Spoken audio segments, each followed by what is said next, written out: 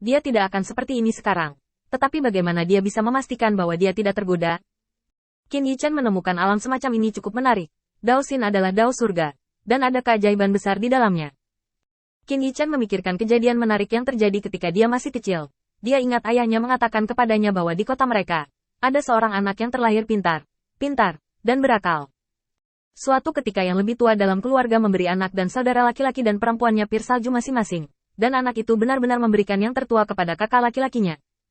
Langkah ini membuat para tetua sangat bersyukur, dan menyebar ke seluruh kota. Semua orang mengatakan bahwa anak itu akan menjanjikan ketika dia dewasa. Tetapi beberapa orang mencibir, berpikir bahwa anak itu tampaknya berpura-pura bodoh, hanya untuk menyenangkan orang dewasa dan dipuji, dan dia akan memiliki niat buruk ketika dia dewasa. Kemudian, anak itu benar-benar tumbuh dan menjadi pejabat tinggi, tetapi dia tidak berharap kata-kata yang terakhir terpenuhi.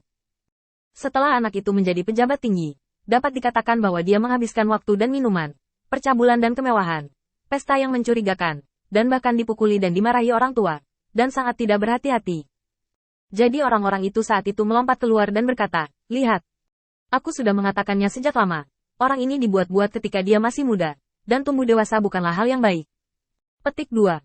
Mereka yang mendukung yang terakhir sangat bangga dan merasa bahwa mereka dapat memprediksi masa depan. Cerita ini hanya diceritakan oleh ayahnya ketika dia masih kecil. Bahkan Qin Yichen tidak tahu hal-hal berikut. Ketika cerita itu selesai, ibunya menggoyangkan ayunan di bawah pohon sambil tersenyum dan bertanya, "Yichen, dari cerita ini, Anda belajar." "Ada apa?" Petik 2. Sebagai seorang anak, Qin Yichen mengedipkan matanya yang besar. "Begitu. Mulai sekarang, stick drum harus dimakan oleh orang tua saya. Karena orang tua saya harus bekerja sangat keras setiap hari untuk membiarkan anak-anak makan stick drum." Petik 2. Keluarga 3 orang di bawah pohon bersenang-senang. Qin Yichen menutup matanya dan mabuk. Dia tahu bahwa ayahnya hanya berusaha mengajarinya untuk menjadi rendah hati dan zunde. Tetapi sampai hari ini, Qin Yichen hanya memikirkannya, hanya untuk menemukan bahwa surga benar-benar ada di mana-mana. Apakah orang-orang yang berpikir bahwa anak-anak membiarkan buah pir berpura-pura bodoh dan memiliki pikiran yang salah ketika mereka masih anak-anak? Apakah mereka benar-benar menarik dan memprediksi masa depan? Seolah-olah tidak, orang biasa belum bisa memprediksi masa depan. Terlebih lagi, orang dewasa dengan rasa kebaikan yang mendalam di kota mungkin tidak terlihat oleh orang lain. Tetapi para tetua dapat mengetahui sekilas apakah seorang anak suka bermain. Apakah ini alasan mengapa saya berbohong tentang makan kue ketika saya masih kecil, dan ayah saya melihatnya sekilas? Petik 2. Qin Yichen tersenyum. Dia semakin merindukan para elf. Dia mengingat cerita bahwa anak itu kemudian melakukan segalanya di desa ikan dan daging. Meskipun itu adalah fakta yang mapan di mata orang-orang kemudian, pada waktu itu, tidak mungkin untuk memprediksi masa depan. Seperti yang disebut melihat ke belakang. Mereka yang meramalkan masa depan dan menebak bahwa anak itu tidak akan menjadi hal yang baik ketika ia tumbuh dewasa tidak glamor, tetapi hanya ada kotoran di mata Anda. Semua yang Anda lihat adalah kotoran. Ya, itu artinya. Petik 2. Qin Yichen segera merasa bahwa Fa bahagia, pikiran Dao, langit dan bumi. Sama seperti leluhur dari bayi berdarah yang sangat menentang kebaikan orang lain dan bahkan mencurigai plot yang tidak dapat diatur. Ini adalah pengaruh dari Dao Xin. Masa kecil Qin Yichen sangat bahagia. Dia tidak pernah mengalami kesulitan dari leluhur bayi darah, tetapi dia dilahirkan dari kehidupan duniawi. Dia telah merasakan pasang surut. Dia ingin menjadi dewa, mengajukan pertanyaan dengan hatinya, dan dia hanya bisa menghapus semuanya. Melupakan tidak bisa dilupakan, kecuali ingatan itu dihapus secara paksa, tetapi itu adalah kerusakan jiwa. Dan Chuan Xinlu membimbing Dao Xin untuknya, dan terus-menerus membersihkan platform spiritual untuknya, membuat platform spiritual murni dan transparan. Pikiran ini membuat Qin Yichen tiba-tiba tercerahkan, dan dia bahkan mengerti pertanyaan terakhir. Saya marah dan kesal karena diperlakukan sebagai semut, dan itu tidak bertentangan dengan ketidakpuasan bahwa raja menganggap makhluk hidup sebagai semut. Qin Yichen hampir jatuh ke penghalang iblis. Jika dia berpikir bahwa ini hanya hal yang tragis dan memukul kepalanya, dia hanya akan marah. Itu hanya akan membuat Dao Xin menyempit. Baik itu babi asli, anjing, sapi, domba, makhluk abadi, burung, dan hewan yang dijadikan makanan oleh Wen Tianguan, atau mereka dianggap sebagai semut oleh raja. Tidak ada perbedaan selain kekuatan.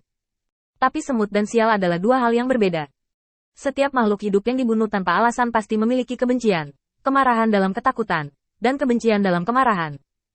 Sama seperti babi, anjing, sapi, dan domba yang tidak pernah memprovokasi Qin Yichen. Mereka dibuat menjadi daging domba yang direbus. Ini adalah pembantaian makhluk hidup. Mereka tidak pernah kejam kepada raja, tetapi mereka telah dicemooh oleh semut. Ini awalnya semacam ketidakadilan. Jika tidak adil, itu salah. Apa yang tidak benar, jalan surga tidak akan mengizinkannya.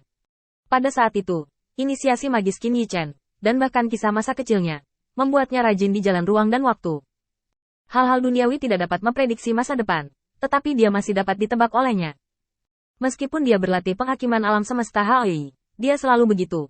Gunakan kekuatan suci, gunakan lebih dari itu. Kekuatan duniawi di mata-matai. Tetapi Qin Yichen tidak dapat menyangkal bahwa ada pepatah yang mengatakan bahwa pada usia 3 tahun, lihat yang lebih muda dan lihat yang tua. Terkadang yang lebih tua, anak, mungkin tidak salah ketika dia dewasa. Qin Yichen juga telah melihat Mogu melihat gambar dan meramal seperti heksagram. Tentu saja, dia selalu merasa bahwa ini adalah semacam kekuatan aneh, tetapi juga semacam kebijaksanaan. Dan hanya menggunakan kekuatan ilahi untuk memata-matai kebijaksanaan Kaisar Haoi dalam ruang dan waktu sama sekali tidak mungkin untuk membuat Dao hebat.